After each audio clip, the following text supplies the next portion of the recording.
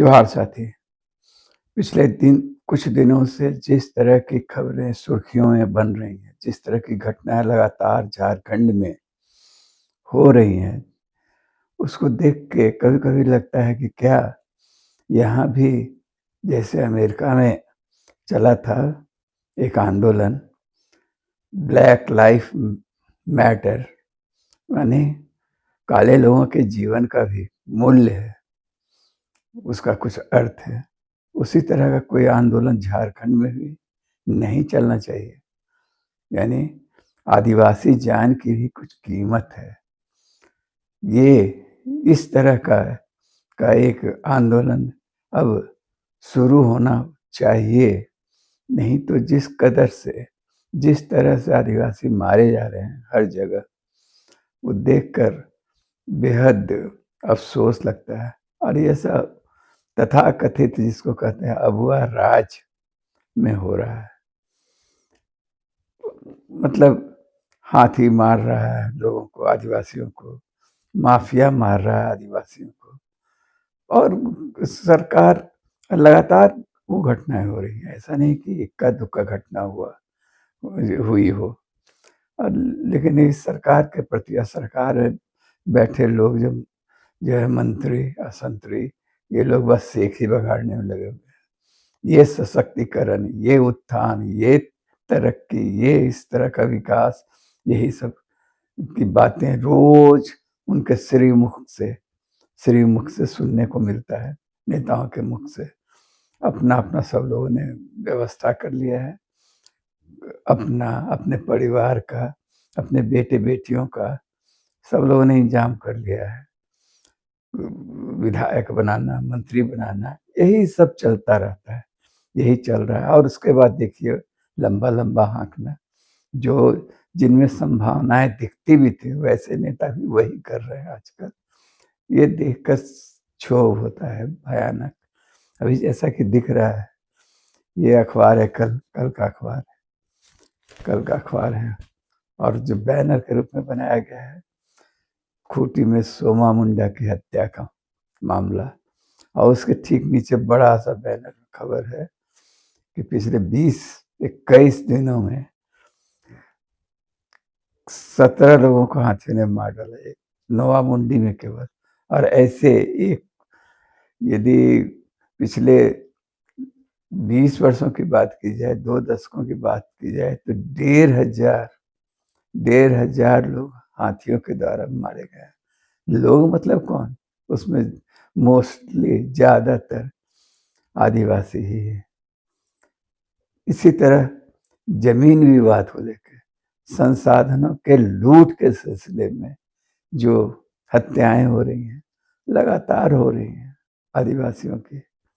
खूंटी क्षेत्र में तो इसके लिए विख्यात है ही, हर जगह हो रहा है। हमारे घर के, हम जो कांके डैम में रहते हैं, उस यहाँ डैम के किनारे के एक मोहल्ले में रहते हैं। हमारे मोहल्ले में हत्या हुई है रमेश उड़ाव की, कुछ हो गया 1-8 साल। उसके पहले और लोग भी, कई लोग मारे गए हैं इस इलाके में। खूंटी क्षेत्र में कई भूमाफियाओं ने मार डाला है कई आदिवासियों को। नामकुम में घटना हुई थी हाल में, आपको जो खटाल वालों से लड़ाई हुई थी, या जो यादव बंधुओं से, और उसमें एक आदिवासी युवक की हत्या हो गई थी। खूंटी में तो होता ही है। खूंटी तो एकदम हार्टलैंड है, बिरसा मुंडा का जो इलाका है, जहाँ जाते ही हर नेता एकदम बिरसा मुंडा और उसके प्रति, और उसके संघर्ष को, उसकी शहादत को, और उनको भगवान रूप में याद करना शुरू कर देते हैं। उस खूंटी क्षेत्र में लगातार घटनाएं हो रही है। सोमा मुंडा की जो हत्या हुई है, इसके पहले और भी कई लोगों की हुई जो हम लोग करीबी थे। एक राम जी मुंडा की हत्या हुई थी 24 जून को, 2-3 वर्ष पहले। हम लोग गए थे उस घटना में भी। और कोई वहां खूंटी में खास तौर पर कोई व्यक्तिगत विवाद में, माने जमीन के विवाद में हत्या नहीं हो रहा है। हत्या होता है उन्हीं लोगों का, चुन चुन कर उनको मारा जा रहा है। जो सोशल एक्टिविस्ट है, जो समाज के लिए लड़ रहे हैं, लड़ते हैं और उसको एकदम बहुत सहज भाव से लोग लेते हैं। कोई एक्शन नहीं, कोई ठीक ठोस कार्रवाई नहीं होती। उनके रहमो कर्म पर छोड़ दिया गया उनको कि चलो जैसा भी है चल रहा है। संवेदना तक व्यक्त नहीं करते हैं नेता ठीक से, देख रहे हैं। जो सोशल एक्टिविस्ट लोग हैं, चाहे जो जुड़े लोग हैं, जो उस आंदोलन वो लोग बोलते हैं, लेकिन हम तो किसी माने बड़े नेता के मुँह से अभी तक कोई बयान ठीक से नहीं सुने, सोमा मुंडा के मारे जाने पर, जिन्होंने दुःख प्रकट किया हो। मैंने मान के चला जाता है कि बस आदिवासी है, मारा गया तो मारा गया। हाँ, और ये सिलसिला कब से हो रहा है तो देख ही रहे हैं। हम लोग हर का शहादत दिवस मना लेते हैं वो यहाँ से। खरसावा गोलीकांड का हो, चाहे तपकारा गोलीकांड का हो, चाहे इस तरह की जो घटनाएँ होती है, जो हुई हैं, शहादतें हुई हैं, उस शहादत दिवस हर साल आता है। उस दिन हम लोग गर्मजोशी से थोड़ी संवेदना, दुःख से भी उन दिनों को याद कर लेते हैं। लेकिन कोई मतलब कि अब तो क्या कहा जाए इसको? पहले तो मान लीजिए यहाँ पर ये अंग्रेज़ों का उपनिवेश था, उसके बाद यहाँ बिहार का हिस्सा था और उसमें बिहार के राजनेताओं का वर्चस्व था जो इस इलाके को अपना आंतरिक उपनिवेश बनाकर शोषण कर रहे थे। धीरे-धीरे तो अब तो फिर अलग राज्य बन गया। ठीक है, उसमें भी फिर ये शिकायत रह गई कि नहीं, अपने लोगों का राज नहीं है, भाजपा का शासन चलता रहा कुछ। लेकिन धीरे-धीरे तो अब तो पिछले कम से कम 2019 के बाद से लगातार, जिसको बड़े गर्व से हम लोग अबुआ सरकार कहते हैं, उसका शासन है, उसमें ये गति हो रही है। एक अजीब तरह की संवेदनहीनता आदिवासी समाज के प्रति खुद आदिवासी नेताओं की है, जो सत्ता में अब बैठे हुए हैं सब लोग। अब मान लीजिए सोमा मुंडा की हत्या हो जाती है और झामुमो अपने ही सरकार से मांग कर रहा है, वहाँ के विधायक और वहाँ के नेता कुछ, कि हत्यारों को पकड़ो और ये वो। उन्हें अजीब तरह का खेल तमाशा हो रहा है। सरकार आपकी है, सत्ता में आप हैं और आप लगातार इन घटनाओं को रोक नहीं पा रहे हैं। कारणों का ठीक से शिनाख्त नहीं कर पा रहे हैं, क्यों होता है इस तरह की हत्याएं। हालांकि कोई छुपा हुआ नहीं है। शहरी इलाकों में तो मान लीजिए आप कह सकते हैं कि आदिवासी जमीन विवाद को लेकर आपस में लड़ते हैं और भूमाफिया उसमें सक्रिय होता है और उसमें पुलिस की अहम भूमिका होती है और सब मिलकर वो आदिवासी को मजबूर किया जाता है कुछ जमीन बेच दिया और यदि वो ज्यादा अवरोध खड़ा करे तो उसको रास्ते से हटा दिया जाता है। यही सिलसिला है और सारे लोग जानते हैं इसको। अभी अभी झारखंड मुक्ति मोर्चा के शीर्ष नेता से बातचीत हो रही थी तो उन्होंने कहा कि इस तरह का जो जमीन लूट है, जमीन का जो अपहरण हो रहा है जिस तरह से आदिवासी लैंड का, और उस पर जिस तरह से चल रहा है, ये तो इसमें सबके हाथ सने हैं, नीचे से लेकर ऊपर तक। इसलिए कोई नहीं इसको रोक सकता है, कोई नहीं इसे टकरा सकता है और जो इसके खिलाफ बोलेगा वो मारा जाएगा। और ग्रामीण इलाकों में जो चल रहा है, वहाँ आमतौर पर वो व्यक्तिगत जमीन के का जो विवाद है उसके कारण ही ज़्यादातर वो लोग चुन-चुन कर मारे जा रहे हैं, जो सोशल एक्टिविस्ट हैं, जो समाज के लिए लड़ रहे हैं। सोमा मुंडा वैसे ही आदमी थे, या इसके पहले जो राम जी मुंडा का या राम जी सिंह ये उनकी हत्या हुई थी, एकदम युवा, मुश्किल से 25-30 24-25 बरस के होंगे, उनको मार दिया था इसी तरह करिया मुंडा के घर के पास के करीब ही रात में। इसी तरह ये ठीक इसी तरह का वो आ रहे थे और लोगों ने घेर के घात लगा के मार दिया। सोमा मुंडा के साथ भी वही हुआ। और उसके पैरेलल जो हाथियों का जो चल रहा है, जो उत्पात और उसको लेके जो हत्याएं हो रही, जो जो उसमें मारे जा रहे हैं, वो भी कम दुखद नहीं है। और दोनों के कारणों को समझना और उसका उसका कारगर उपाय निकालना, ये सरकार नहीं कर पा रही है, सत्ता में बैठे लोग नहीं कर पा रहे हैं। संसाधनों की लूट पूरे दुनिया में हो रही है, और उसके लिए छोटे पैमाने पर जो नज़ारा हम देख रहे हैं झारखंड में, तो दुनिया में हो रहा है। अमेरिका ऐसा देश, रूस ऐसा देश, वो यूक्रेन को खत्म करने पर तुला है ताकि वहां के संसाधनों पर कब्जा कर सके। अमेरिका वेनेजुएला पर जो अभी कब्जा किया है, वहाँ वो तेल का जो जो प्रचुर भंडार है, उस पर अपने शर्तों पर उसका निकासी करना और उसको दुनिया में बेचना, और इसके लिए कब्जा किया है। झारखंड में भी जो विश्वा मुंडा की हत्या हुई है, चाहे जो ग्रामीण इलाकों में जो इस तरह का सोशल एक्टिविस्ट मारे जा रहे हैं, उसके पीछे माफिया ही है, जमीन माफिया है। लेकिन वहाँ स्वरूप दूसरा है, वहाँ खनन खनन माफिया है, जो जो वैध तरीके से अवैध तरीके से उस इलाके में खनन करते हैं, खनन करना चाहते हैं, आगे वो चाहते हैं इसको करना, और उसमें जो अवरोध प्रकट करता है, जो रोकने की कोशिश करता है, उसको चुन चुन कर हटा दिया जा रहा है। तो ये तो अराजक स्थिति है ना, इसको ठीक से समझना, इसको उसके उस पर त्वरित कार्रवाई करना, उस पर होना। बहुत तरह का विकास की बातें लंबी चौड़ी छोड़िए, आम आदमी की सुरक्षा की गारंटी तो करना सरकार का दायित्व है, वह सरकार नहीं कर पा रही है।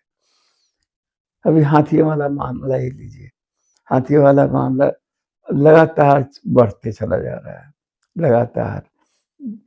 मैंने पिछले 20-22 दिन में कम से कम 2 दर्जन आदिवासी हाथियों के द्वारा कुचल के मार दिए गए। और जब पुराना आंकड़ा कहता है कि पिछले 2 दशकों में कम से कम 1500 लोग मारे गए हैं ग्रामीण इलाकों में। और चिन्हित भी है कोई, हर जगह भी छिटपुट घटनाएं होती है, लेकिन चिन्हित है कि सबसे ज्यादा कहाँ होता है। इस वाले मामले में तो ये जो जो जो अबू बकर सिद्दीकी का जो वन सचिव है, उनका बयान आया है, एक ही हाथी इस तरह का उत्पाद कर रहा है, एक ही हाथी है तो उस पर काबू क्यों नहीं पा रहे हैं। तो ये टीम आ रही है, वो टीम आ रही है, और 10 तरह की बातें होती रहती हैं। लेकिन एक तो ये है कि आप वो मान के चलते हैं कि आदिवासी जान की कोई कीमत नहीं है, उसका कोई मूल्य नहीं है, वो मारा जाता है तो सहज इसको मान लिया जाता है। और उस चलो थोड़ा रोग आके लोग चुप हो जाते हैं, थोड़ा बहुत यदि हुआ तो शायद पता नहीं, थोड़ा मुआवजा वुआवजा कुछ तय हुआ हो, थोड़ा बहुत मिल जाता है, हो गया, खत्म हुआ। तो ये बहुत दुख की बात है। दूसरा है कि इस मामले में भी, हाथियों वाले मामले में भी, जो मूल कारण है इसका, इसको समझना होगा, उस उसका निदान ढूंढना होगा। और लगता है कि उसका निदान कुछ भी नहीं है इस सरकार के पास, क्योंकि सीधी सी बात है, एक सहज बुद्धि वाला आदमी भी, कोई भी ये बता सकता है कि हाथियों के साथ, हाथी और मनुष्य के बीच ये टकराव क्यों है। क्योंकि जैसे जो ये विकास आदिवासियों को विस्थापन का शिकार बना रहा है, तो ये तथाकथित विकास वन्य जीवों को भी विस्थापन का शिकार बना रहा है।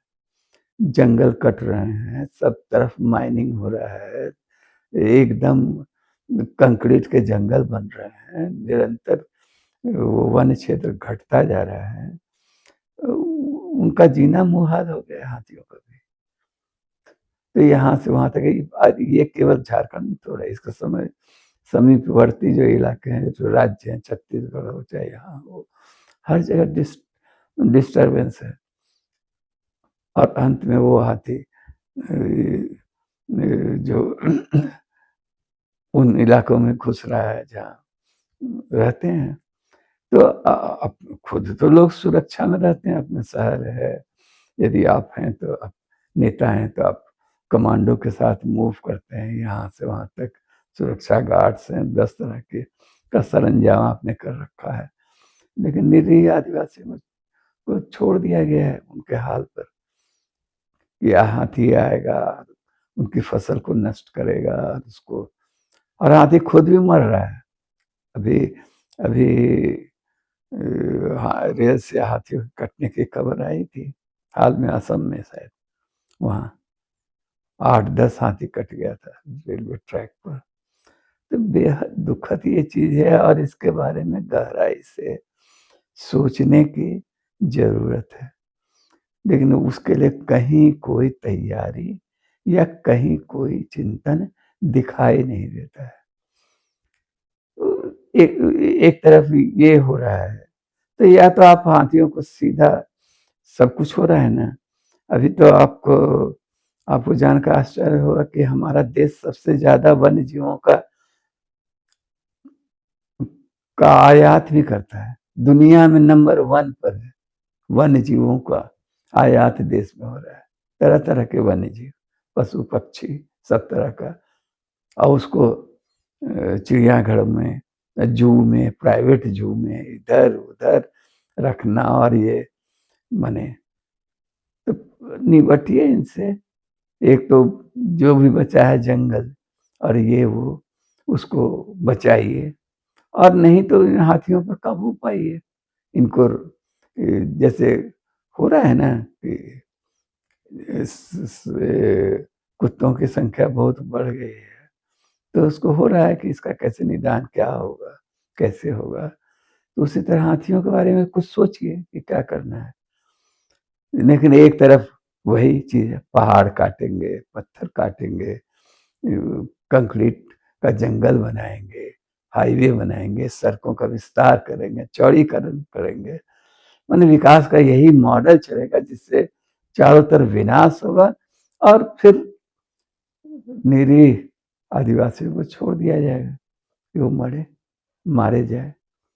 और उसके बाद उसमें भी थोड़ा सा एकदम कड़वी सच्चाई है कि इस कन्फ्लिक्ट में भी जितना चिंता आदिवासी जो मारे जाते हैं या मारे जाने वाले हैं, या आदिवासियों के प्रति वो ज्यादा चिंता नहीं है। चिंता उनकी यही हो जाती है कि हाथियों को कैसे कहाँ सुरक्षित रखना है, बचाना है, उसको कैसे ये ग्रामीणों को ही तरह तरह का नसीहत दिया जाता है।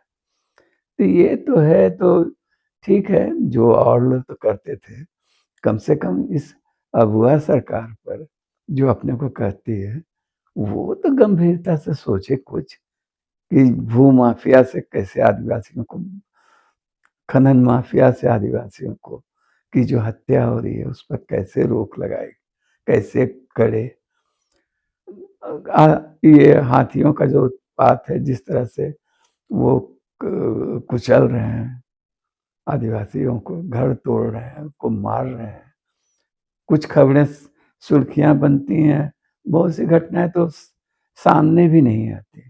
क्या है इसका उपाय? और दोनों का गहरा रिश्ता विकास के इस मॉडल से और संसाधनों के लूट से है, या के लूट से है। उसमें जो भी उसके राह में जो आता है वो मारा जा रहा है, उन लोगों की हत्या हो रही है, जो जो ये जो संसाधनों के लूट के खिलाफ आवाज बुलंद कर रहे हैं, लड़ रहे हैं, उनको रास्ते से हटा दिया जा रहा है।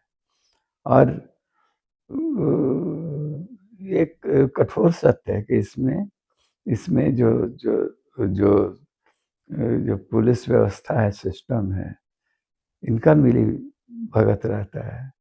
उसमें रहता है, वो लोग उनके सुरक्षा जो बल हैं, चाहे उसके लोग हैं, वो सारे लोग धीरे-धीरे तो ये हो रहा है कि पूरा जो ये ताकत, ये जो सुरक्षा बल, पुलिस ये कंपनियों के हित के लिए ही काम करती हैं अपने इलाके में, जहाँ भी हैं। प्रत्यक्ष रूप से भी उनका दायित्व यही है कि उनकी रक्षा करना, उनको बचाना, और अप्रत्यक्ष रूप से भी वो इसके अलावा जो जो बहुत सारे जो माओवादी समूह हैं, उसमें जो माओवाद तो खत्म हो गया, समाप्त हो रहा है, और वो जो नीतिगत संघर्ष और सिद्धांत वाली लड़ाई थी, वो तो कब खत्म हो गई है। लेकिन तरह-तरह के गुट बचे हुए हैं, हथियारबंद गिरोह में बदल चुके हैं, और उसका इस्तेमाल भी वो कंपनियाँ या माफिया गिरोह उसका कर लेता है। खनन माफिया हो या ये लोग हो, तो इस तरह की घटनाएँ होती हैं। तो वो धीरे-धीरे 2 ही चीज़ होगा, या तो स्थिति और विस्फोटक होगी और ज़्यादा होगा, खून-खराबा होगा। खूंटी में एक बार हो चुका है इसी तरह का। हेमंत सोरेन 2019 में सत्ता में आए थे, बुलगेड़ा या कोई गाँव था खूंटी का ही आगे, जहाँ 5-7 लोगों को मार दिया गया था, आदिवासियों ने मार डाला था। तो या तो उस तरह कॉन्फ्लिक्ट पैदा होगा, समय रहते इसको ये तो ये विकास का अविकास को लेकर जो सेखी बघाड़ने वाला काम, कम से कम अपने नागरिकों की सुरक्षा की तो व्यवस्था करे ये अगुआ सरकार। धन्यवाद साथी।